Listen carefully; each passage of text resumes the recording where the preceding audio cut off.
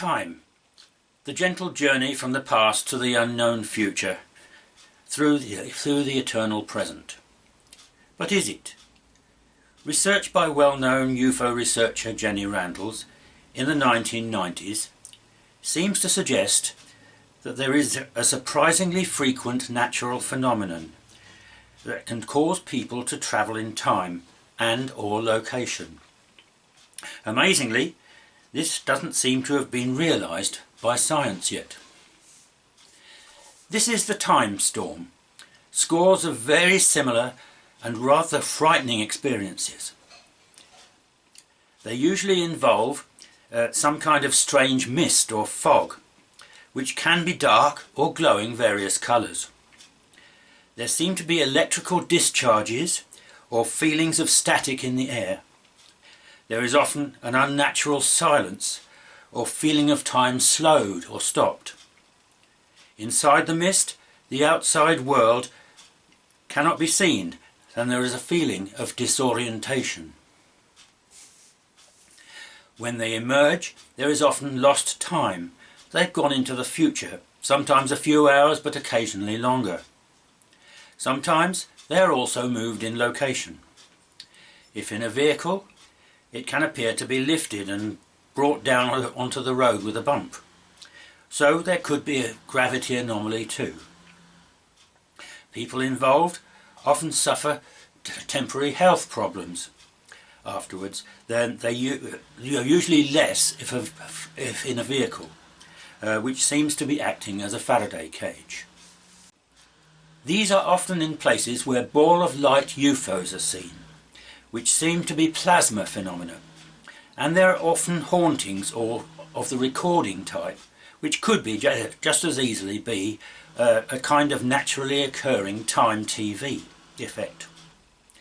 Such places are often on geological fault lines or near prehistoric sites. There are also cases where craft have been seen, and these often give the impression that they are time craft from some time in the future. As similar effects to the time storm seem to be present when they're seen, they would seem to have harnessed and controlled the terrible power of the time storm to allow time travel. Several examples of time storms are given in Jenny Randles' book Time Storms. A husband, wife and young children were returning home to Aveley in Essex when they rounded a bend and encountered a very localised patch of glowing green mist. As they drove right into it, their car radio started to spark with electricity, so the father pulled out the wires in case it caught fire. Then there was a bump, as if their car had bounced onto the road from mid-air and everything had changed. They were inexplicably nearer home, and when they hurried in to watch a favourite TV programme, not only had it ended, but the TV channel had gone off the air for the night. Frantic calls to confirm the impossible revealed that it was true. In a blink, as they drove through the mist, they had lost over 2 hours of time. A lady touring Scotland with a Christian Aid group was driving through the Salland forest on the Isle of Mull. With her were 2 American colleagues. After a couple of hours exploring Tobermory, the island's main town, they were enjoying the heather-covered moors on what was a beautiful autumn day. He'd slowed right down to take some photographs when a mist appeared from nowhere and attached itself to the car. They ducked below the windshield, fearing it would shatter, for there was heavy pressure pushing down on them and a vibrating sensation that made the car feel as if it was moving sideways and upwards. The fog was now so thick that it was completely blocking the front view. All they could see ahead was blackness, although there were swirls, undefined forms moving within. A blurred silver shape is how they were described. There was a sense of a vortex surrounding them, and she tried to shout, but is not sure that anyone heard. Then the mist disappeared and all was normal again, or so they thought. They got out of the car in a shocked state to discover that the car boot was open, it had been locked, and its contents were lying on the road, another recurrent theme. Baffled, they decided to abandon their sightseeing trip. They soon realised that the sun had moved well across the sky. When they got back into town, the shops were shutting. The afternoon had just disappeared. Also, they remembered that when the mist was present, the road was devoid of noise and traffic. On the 17th of August 1992, two men drove across the moors west of Edinburgh, carrying a satellite TV tuner that they were delivering to a friend at Tarbrax. To reach this very isolated village off the A70 requires a drive of 20 miles through virtually uninhabited countryside that includes several reservoirs and the Pentland Hills. Sometime after 11 p.m. they were halfway there, and not close to any village, but near the Harperig Reservoir, above the starlit road to their left. Suddenly Colin yelled to Gary, who was driving, and instinctively Gary put his foot down, taking them into the approaching blind corner at speed. Colin had seen a dark mass ahead of them, and only 20 feet above the road. By accelerating, Gary was seeking to drive under it and escape. It was an unthinking reaction to the perceived danger. Within moments they were underneath the mass, and several events rapidly followed. For first all sounds disappeared. A strange state of disassociation came over them, and the car radio faded into silence. But the oddest part was how it seemed like a shimmering curtain of mist had descended along with the dark mass.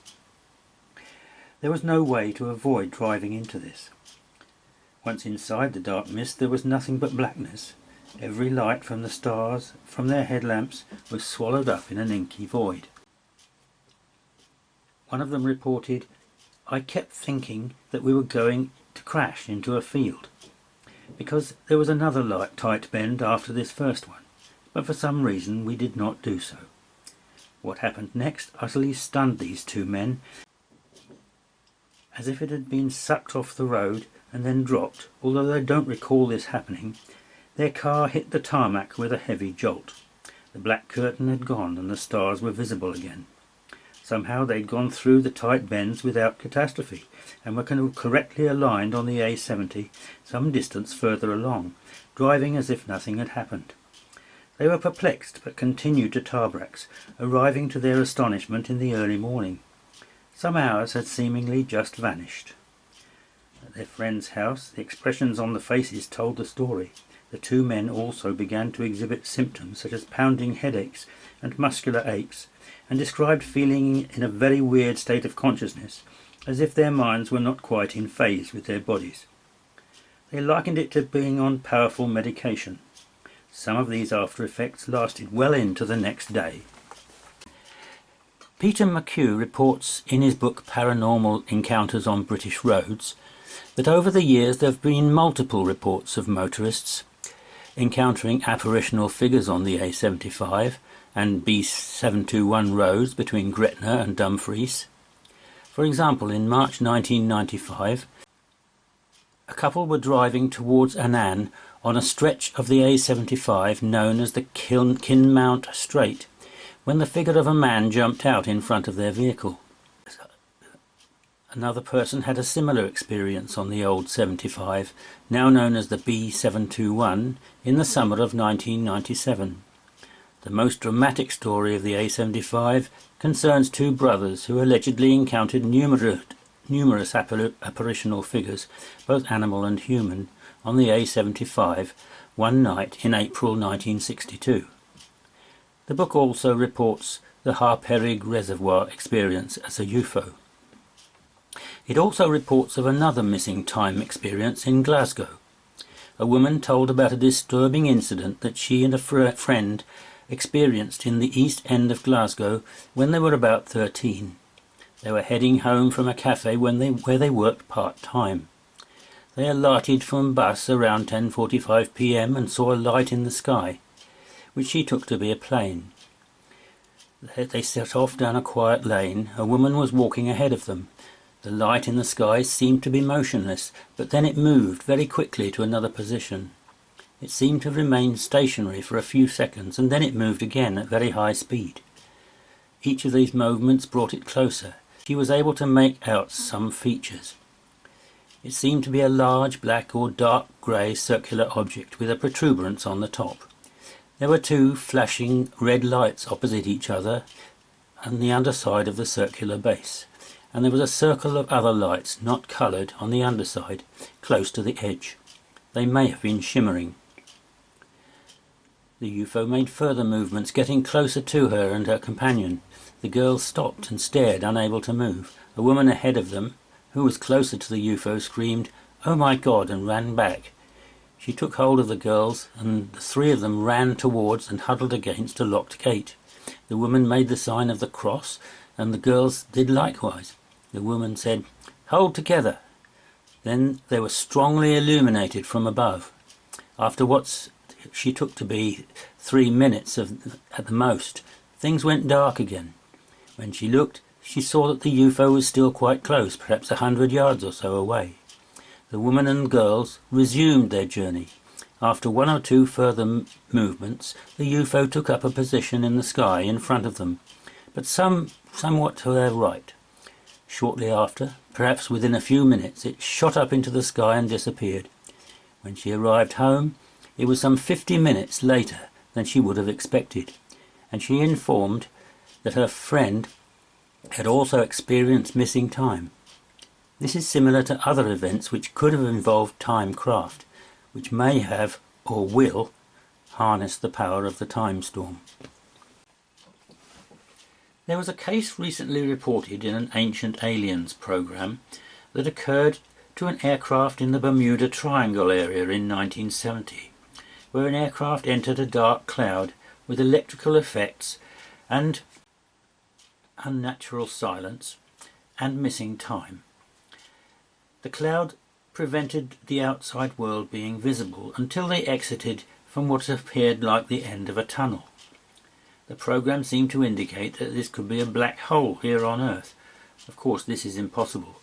Black holes in space are collapsed supermassive stars, and if the Earth was anywhere near one, it would be sucked in and crushed. It would seem to have been a time storm. In the program The Devil's Triangle and the Mystery Quest series, the above case was mentioned, and that many others had seemingly been caused by what was called electronic fog. But in most cases the people had been lost, rather than transported a few hours in time, unless of course they were transported years, and will reappear at some time in the future. Jenny Randles, in her book Time Travel, reports a series of sightings of very similar craft and occupants, which seem to indicate that they may be time travellers rather than extraterrestrial. The craft, though similar to each other, are not the same as the Rendlesham craft, but there are similar features in the encounters, apparent time distortions, and craft appearing and disappearing rather than moving off. On 21st of October 1954, Mrs. Jessie Rustenberg and her two children, aged 6 and 8, heard a hissing noise and went outside to see what they assumed was a new jet plane. Instead, there was a flat-based object made of silver-grey metal with a curved top and a large transparent dome-like window surrounding it. This was hovering at rooftop height, looking over their isolated farmhouse near Ranton, Staffordshire. Inside the dome were two figures gazing out of the window at the scene below, as if they were tourists taking in an awesome but slightly wistful sight. They looked at Jessie almost compassionately. They were very human in appearance, with pale skins, long fair hair, and rather pointed chins. They both wore blue jump or ski suits, which looked rather odd for the time in question. Mrs. Rustenberg reported that as she watched the figures, it felt like hours passed, but it must have been seconds. Time was suspended. She also felt a tingling sensation on her skin, as if charged with some kind of energy. As any mother would have been, she feared for her children and took them inside to safety. They hid under the table. Through the window the object was seen to arc around the sky and then flash with a brilliant purple, seemingly ultraviolet explosion of light, and vanish into thin air. A quarter of a century later, in March 1979, A woman talking to a man beside some shops in Sheffield was to relive Jesse Rustenberg's experience so closely it seems hard not to perceive it as the same UFO. They saw an identical disc with a large wrap-around window through which two figures were staring wistfully down. One was watching both witnesses. The other had hands behind his back as if more disinterested.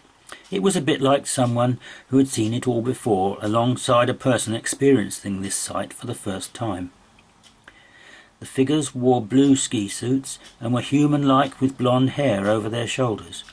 Throughout the encounter, an unusual stillness and silence descended over the area. It was as if they had become isolated from time. The pattern can be traced through other cases.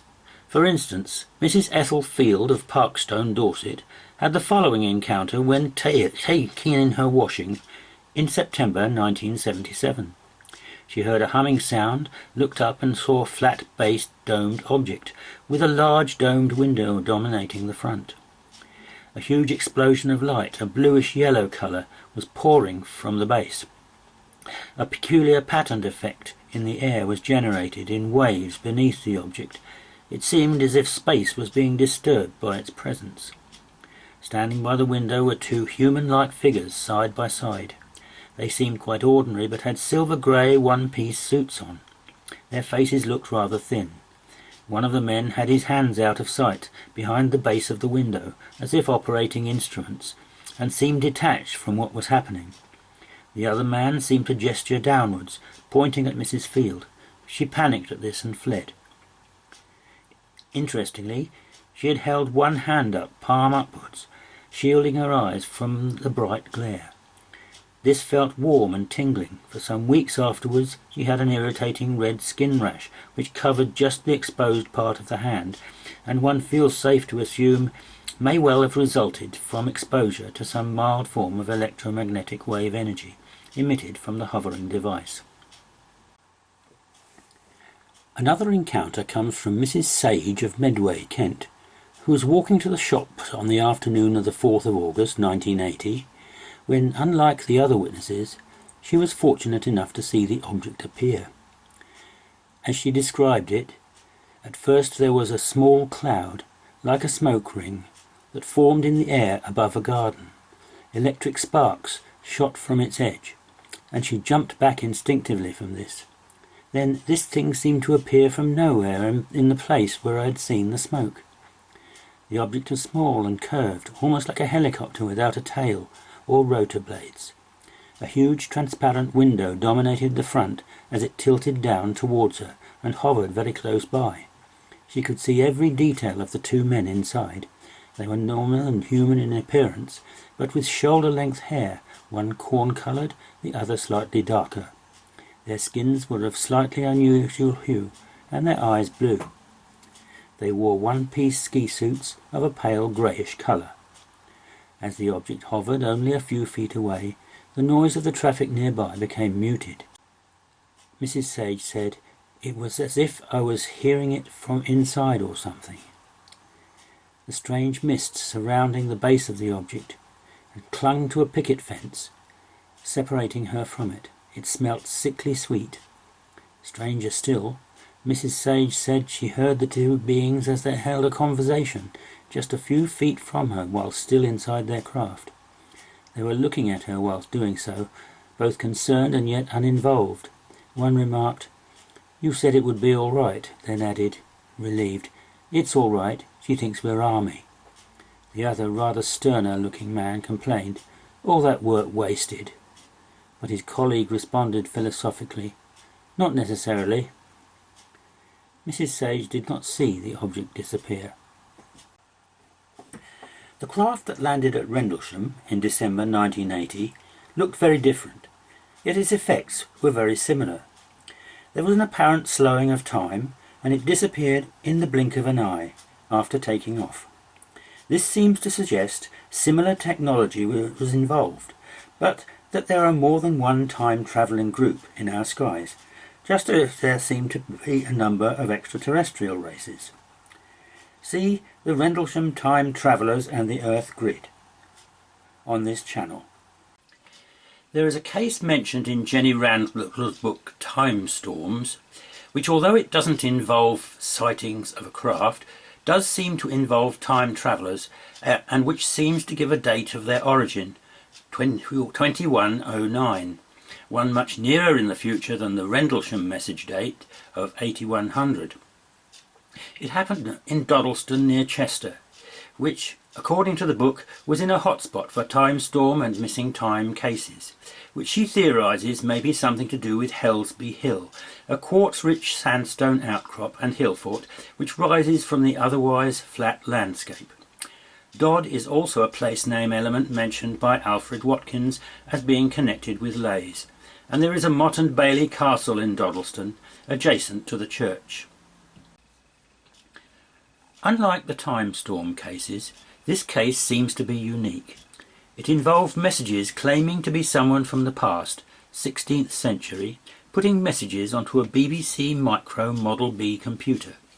One of these was used to print issues of my magazines in the 1980s, using the early word processor Wordwise, and thinking of Philip Rogers' EVP extraterrestrial messages received on a tape recorder, I sometimes left it on hoping for a message, but never got one. I'd not heard of the Dodleston case until recently.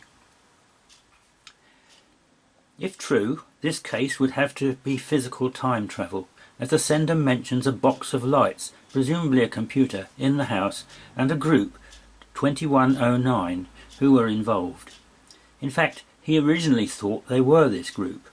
He also said at one point, "I'm not writing," suggesting that a voice transcriber software was used, converting his speech into the ASCII code recognisable by the BBC-B. This account of the case is by Addison Nugent. The green light of the computer cursor pulsated in the darkness of the cottage, its rhythmic glow lending an otherworldly atmosphere to the roommate's usually cosy abode. Walking up the path to their shared home, Ken Webster, Nicola Bagley and Debbie Oakes saw the light through the window, and after a quick double take they realised it emanated from their BBC microprocessor and was not some monstrous creature. Ken rushed to turn off the machine. The IT department at the school where he taught let him borrow it on weekends, and he didn't want to risk damaging it. In the year 1984, personal computers were rare, expensive commodities, and the clunky beige BBC with its minuscule black screen was worth its weight in gold. But as Ken rushed to power off, he noticed words glowing green on the computer screen, words that neither he, Nick, nor Debbie had written. As detailed in Ken's book, The Vertical Plane, the first signs of paranormal activity in the cottage began early. Ken writes that he noticed a peculiar set of spindly six-toed footprints that seemed to walk directly up the wall and through the ceiling. Chalking them up to grime in an old house, he painted over them, only to have them reappear the following day.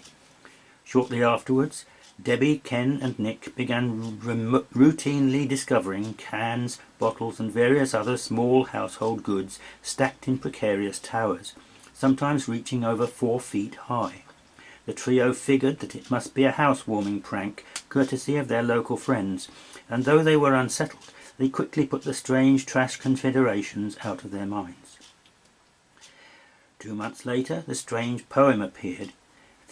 Ken, Nick and Debbie returned from a drive to find a mysterious computer file saved as Re8. Within, they found a message. Frightened and confused, Ken brought this message to his colleague Peter Trinder, a teacher of medieval literature who, according to The Vertical Plane, was convinced that it was written in Old English. The group interpreted the mention of devil lights to mean the computer, as described by someone with no concept of communication technology. As the year continued, the messages kept appearing on the computer. The sender revealed his name to be Lucas, and he lived on the same cottage as the roommates, but in the year 1521, which is several hundred years too late to be speaking what's thought of as Old English. But that's not the weirdest part of the story.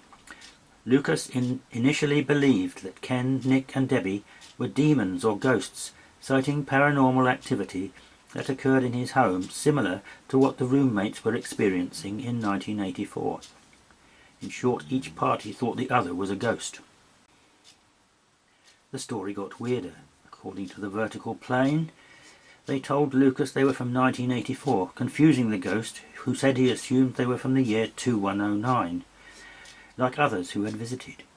He spoke of, and through the computer allowed the trio to speak also, members of the 2109 collective, supposedly from the distant future, who had visited to set up a time link within the cottage. Lucas continued his messages until March the 21st, 1985, when he claimed that the other citizens of Dodleston had accused him of witchcraft for his communications with the roommates. He planned to flee after receiving threats that the villagers planned to kill him and burn his house. There was a program in the Ancient Aliens series called the Druid Connection, in which the area of the Hudson Valley in New York State was discussed. There was a UFO flap there in the 1980s, including some cases of time seeming to freeze and missing time, as well as the mystery moving lights. Whitley Schreiber, author of the book Communion, had his alleged abduction experience in this area. In 1639, an object was seen hovering in the sky, and there seemed to be no sense of passing time. It was suggested that there may be a connection with the many ancient sites in the area, which seem strangely similar to megalithic sites in Britain and Europe, the most famous being the structures at Mystery Hill, which have alignments to the solstices and equinoxes. They have been dated to be 3,000 years old. Professor Barry Fell of Harvard University wrote a book in 1975 giving a case for the Druids of Northern Europe having travelled to America. A stone with Ogham script was found, which said it was dedicated to Bel, the Celtic sun god. David Childress and Hugh Newman visited Balanced Rock, a large dolmen which had been a focal point for UFOs. They found high readings on a tri-field magnetometer. 20 miles north of this was a stone chamber similar to British megalithic design, with alignments to solstice and equinox. Balls of light had been seen entering this chamber. The story Rip Van Winkle by American author Washington Irving, first published in 1819, was written in this area.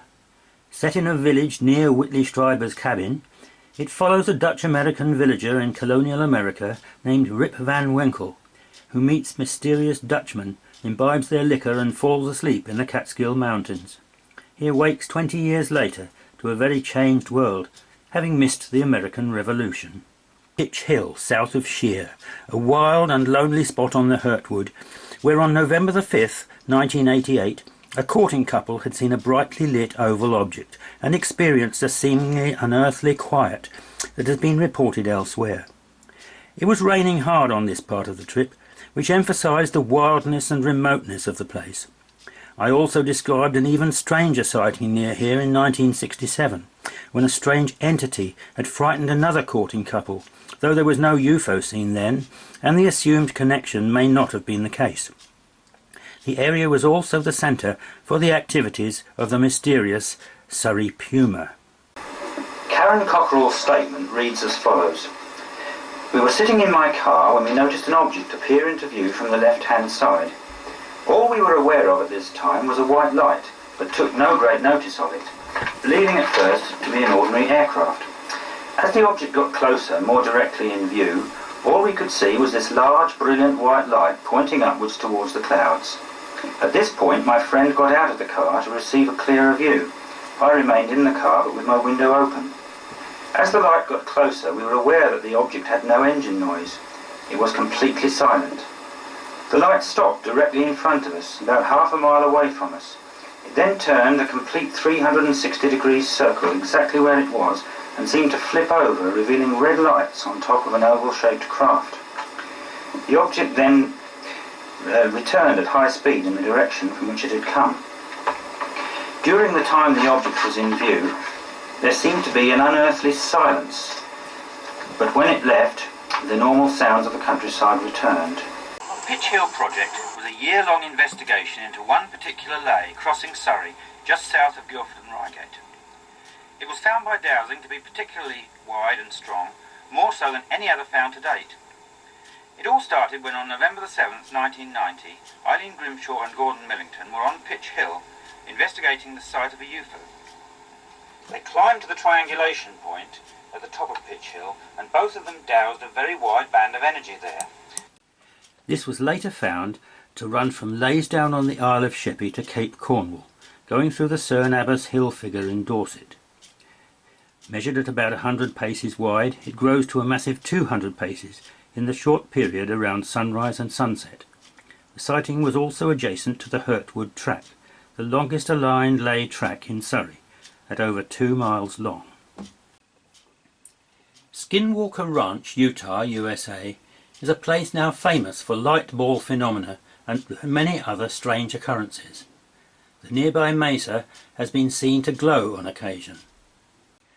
One sighting, which appeared to be a wolf, was identified as a dire wolf, an animal which has been extinct for thousands of years. This could be a recording type haunting, but could just as easily be a naturally occurring time TV effect. Gary Biltcliffe, in his researches into powerful places all over the UK, has found there are a large number of particularly significant places where light ball phenomena are often seen, and there are also often hauntings and other strange events at such places. These include the Isles of Wight and Portland, the Rollright Stones, Oxfordshire, Bar Beacon and Cannock Chase, Staffordshire, Uffington Castle near the White Horse, St Catherine's Hill, Winchester, Pendle Hill, Lancashire, and Maiden Castle, Dorset. These orbs were photographed on the Isle of Wight. On the Isle of Wight, Brading Down is the highest hill on the island. Ghostly Roman soldiers, druids, Vikings, etc. have been seen here, and strange beasts. The veil seems thin on the Isle of Wight. These could be recordings on rocks. There was one case of a doctor and his wife who saw what seemed to be an Iron Age man on horseback who rode straight through their car. Knighton Gorges, the site of a mysterious ghost house. Knighton House, an ancient majestic medieval mansion, was the house of a Templar knight, Ralph de Gorges, one of the knights who murdered Archbishop Thomas Becket. The monks of Quor Abbey cursed the house, and it seems to have been a place of misery ever since. In the early 20th century, a walker heading for Ryde passed a house where a wild party seemed to be going on. He reached an inn and told the landlord about this, and the reaction was, "What house? It was demolished 50 years ago." Then 2 old ladies on a New Year's Eve saw the house, but the roof seemed to be beginning to fade. There were a number of other reports, but each time less of the house was seen. Recently only one window was seen, but the party noise was still present. It was on the Greensand Serpent Ridge crossing the island, near the tumulus where the male and female currents meet. There is iron-rich rock here, and a geological fault and huge natural spring. So the mental activity of the monk's curse could have been assisted by these things, causing the bad luck. One owner, Thomas Dillington, had loud parties but lost all his money through gambling. Then his wife died, and distraught, he committed suicide. Another owner, Major George Bissett, caught syphilis from his wife and went mad. The house was then dismantled. He is still said to haunt the area and dislikes people, flattening car batteries and causing energy surges. Balls of light and time slips are said to have occurred, and even the gargoyles on the gateposts come alive. We visited the gateposts and saw the bases of the statues there. The gateposts at Knighton Gorges. In Time Travel, Jenny Randles mentions a case at a prehistoric site. Researcher Joan Foreman was approached by a woman from Norfolk who in May 1973 had visited the Claver Stone Circle site in the Highlands of Scotland, built by Neolithic people 3,000 years ago. She rested against one of the stones to relax, drink in the quiet, and then entered a sort of daydream or reverie. Now she heard muffled sounds from the circle site, of people shouting and struggling, then saw a group of figures hauling a huge monolithic stone across the ground. The figures had long dark hair and wore shaggy tunics made of matted animal pelts. Suddenly a noise intruded from the 20th century as a group of tourists entered the field. This caused the time bridge to be withdrawn. The vision and sounds all disappeared. We must wonder whether the enormous emotional energy that must have congregated around the creation and ceremonial usage of this site had imprinted itself on the fabric of time. Gary Biltcliffe, in The Spine of Albion, mentions the Clava Cairns, 3 passage tombs, each surrounded by a stone circle. This place is also one where balls of light are often seen, as is Loch Ness, which is on the same fault line. Could the monster be a time view of an aquatic dinosaur? The 2 energy currents of the Spine of Albion cross and form a node at one of them. So there seems to be a connection between time phenomena of natural and seemingly artificial kinds and significant ancient and powerful sites where light ball phenomena occur. This could be a reason for the importance of such places in the Rendlesham message.